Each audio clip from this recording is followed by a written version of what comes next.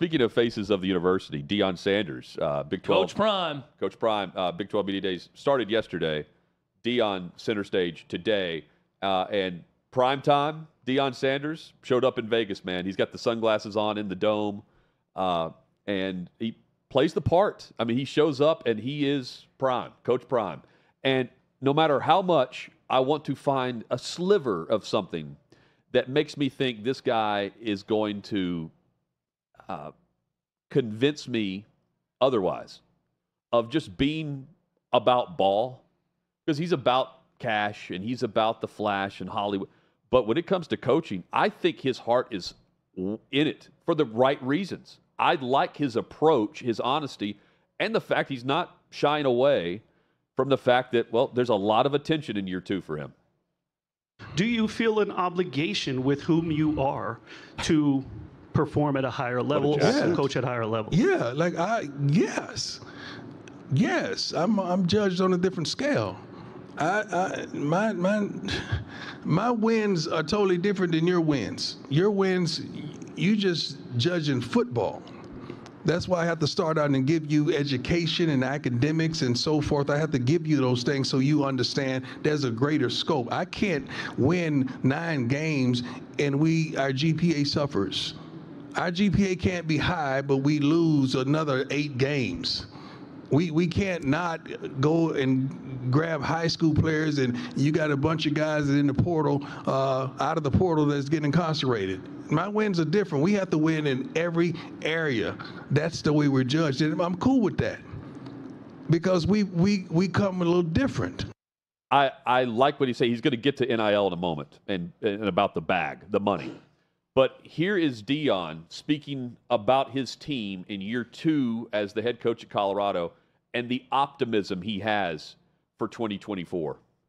The offensive line and the way they train, the way they work, the way they go about their job. When I see the defensive line coaches and the way they're on their kids and the way they're demanding excellence and the way these young men are working and the athletes that they are and the bodies that they have and they've developed right now. When I see the receiving core staying out the practice to work with their quarterbacks coming over there on off days to work with one another. When I see the running backs doing the same, led by a former walk-on, Charlie Offdahl, you know, when I see the special teams that Mark Bissett is hearing right now, I think he's a darn pro, and Mata that don't miss, and Jace Feely and those guys that they can't wait till their time. They understand special teams mean that we're special.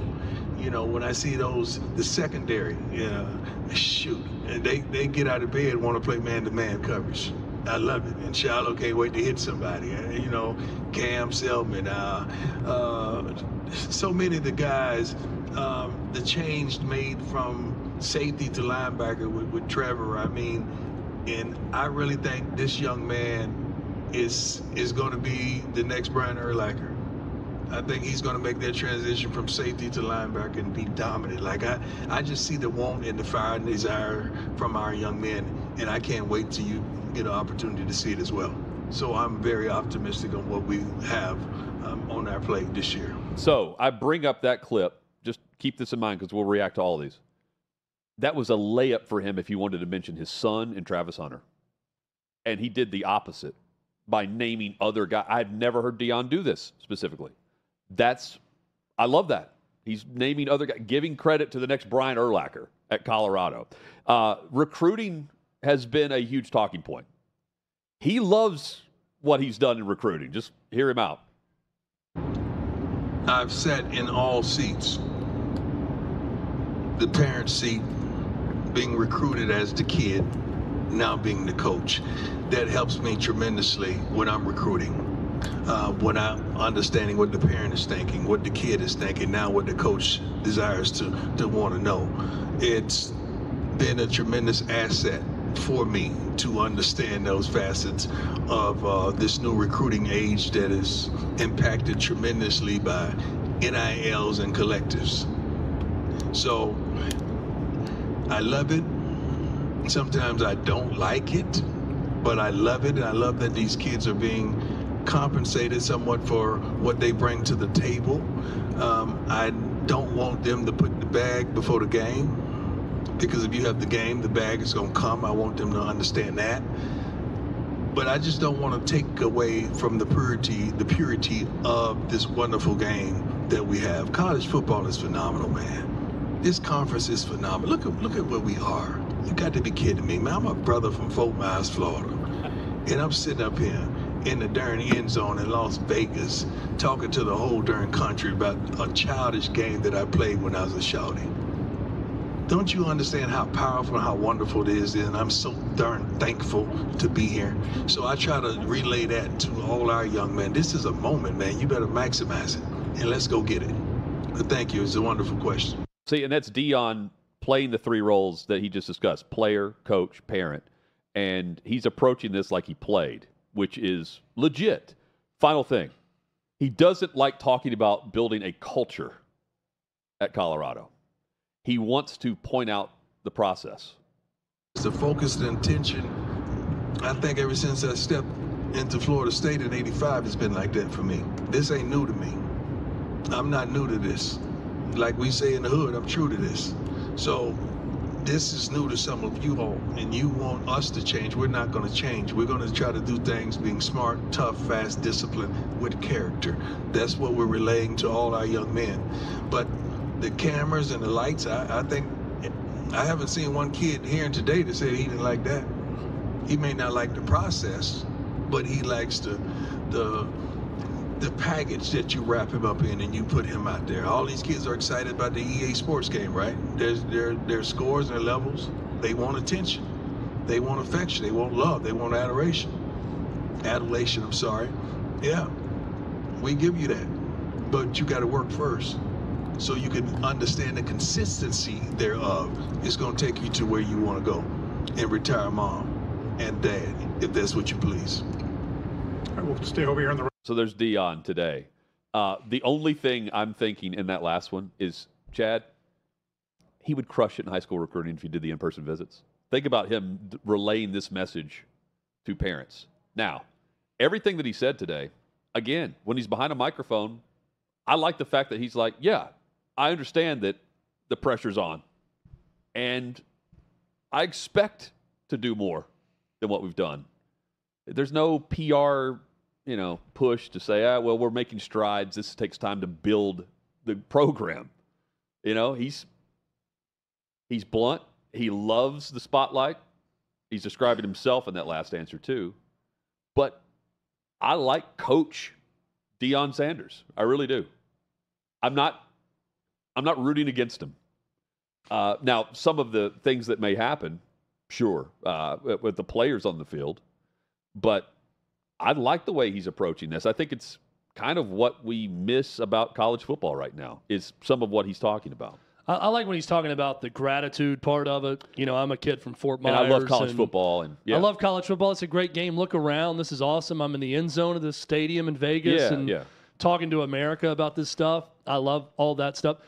There are times when I hear him talk, it goes back to me just the whole dichotomy of you said it, Hutton, Coach Deion Sanders versus Prime.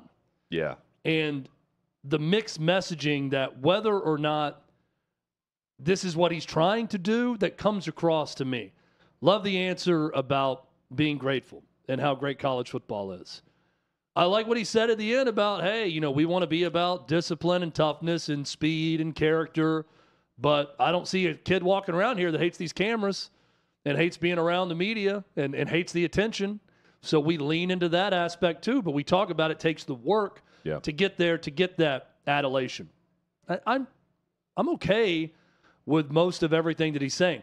Now, he also, when he's talking about his team, I feel like he was searching for players' names and wasn't finding them at times. He mentioned two guys, one first name and then the linebacker in the end that he compared to Brian Urlacher. But he's just saying a lot of things. Boy, our offensive line is getting bigger and working, and our receivers. And I don't know that there was a lot of specificity about his team when he was getting into that. And that just may be him at the end of a long day of talking to media and not being able to clearly land the plane with it. He's talking about Trevor Woods, but again, I'd never heard him talk about it. Yeah, there are still just things that they don't quite line up with what we just saw. I'm fine with. Yeah. And then other things that he's doing, I don't understand. And then the way he approaches the roster, right? I know there was another part of his whole speech today saying everybody says we just go to the transfer portal and we kick guys off team and we rely on the transfer portal. Well, we brought in 17 guys and 13 of the freshmen played a year ago. And I'm thinking, well, that's not a ringing endorsement for your activity in the transfer portal when you're bringing in that many transfers and you still have to rely on 13 freshmen playing. That's a good point. And you're probably going to have a true freshman starting left tackle in Jordan Seaton this year. So you're not doing a great job of finding the right guys in the portal if that's the case. And I just, Hutton, the question that lingers for me constantly is, as I've described him, he is Bear Bryant meets Lil Wayne. And what he's saying in these speeches and everything else kind of lines up with what I'm saying there. Is he really going to want to stick with it and coach a team that's not led on offense by his son Shador and on defense by his son Shiloh? Is he going to want to continue the process of program building, of culture building, which you didn't want to talk about there, of all those things without his sons on the team? Well, that dude sounds like he wants to coach. I'm hesitant to say that's what he wants to do. I think he wants to coach. I don't know if it's at Colorado. He's praising the conference as they should. They're in a great spot as a football program, moving where they did and when they did and all that. But he's also extremely blunt and optimistic about what they've done this offseason when I think from the 30,000-foot view, it's hard to really tell where they've truly – I mean, they've improved on the offensive line. It's not hard to get better from where they were. But his quote here, he's 2 goals this offseason that were priorities for Colorado football. Stopping the run and running the football is what he told ESPNU. And then he adds in that they addressed both lines tremendously.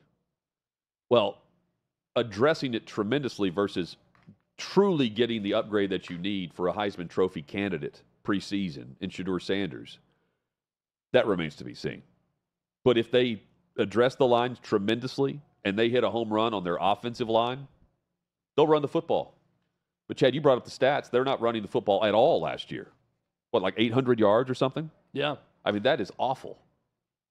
It's hard to get worse than that. He's going to improve, is what I'm saying. And I also, we can debate this. Now, I don't know what it means in the win-loss column. Normally, Hutton, when you move to a new conference, you're taking a step up and your competition's going to be tougher.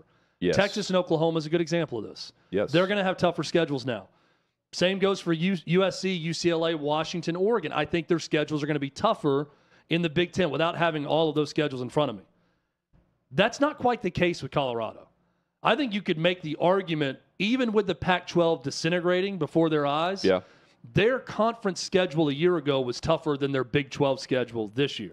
And it's a lot of the same because so many Pac-12 teams went to the Big 12.